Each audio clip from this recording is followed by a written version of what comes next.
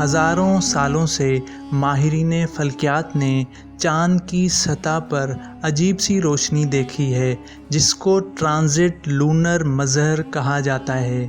یہ روشنی چاند کی سطح پر ایک سیکنڈ کے لیے آتی ہے اور اگلے سیکنڈ میں واپس چلی جاتی ہے۔ ان روشنیوں کے بارے میں کئی اندازے ہیں کہ یہ کیا ہو سکتی ہیں۔ شاید شہابیوں کے چمکنے کے اثرات ہوں یا سورج کی روشنی سے چاند کی زمین گرم ہو جاتی ہو۔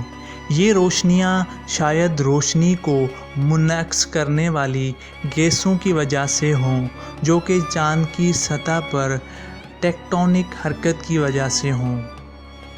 اس بحث کو حل کرنے کا وقت یہ ہے۔ جرمن یونیورسٹی کے پروفیسر ہاکون کیل کی قیادت میں ایک ٹیم نے اس مظہر کا مطالعہ کرنے کے لیے اسپین میں ایک نئی دوربین لگائی ہے۔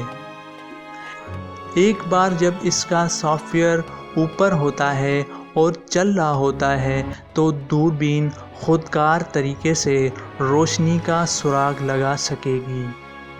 روشنی کی اس پیمائش کا یورپی خلائی ایجنسی کی طرف سے لی گئی پیمائشوں کے ساتھ موازنہ کیا جائے گا اور پھر ٹیم اس بات کا تعین کرنا چاہتی ہے کہ آیا یہ تمام روشنیاں چاند سے آ رہی ہیں یا یہ ماحول میں شہابیوں یا خلا میں موجود سیٹلائٹس کی وجہ سے آ رہی ہیں۔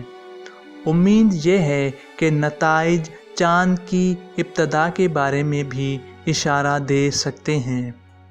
سیٹلائٹ کے نتائج سے کیا فرق پڑے گا؟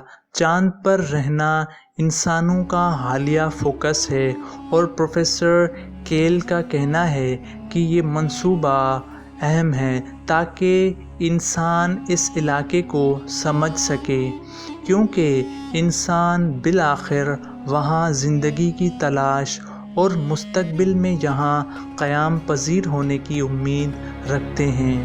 دوسرے الفاظ میں ہم وہاں ایک گھر خریدنے سے پہلے پڑوسی کے بارے میں جاننا چاہتے ہیں۔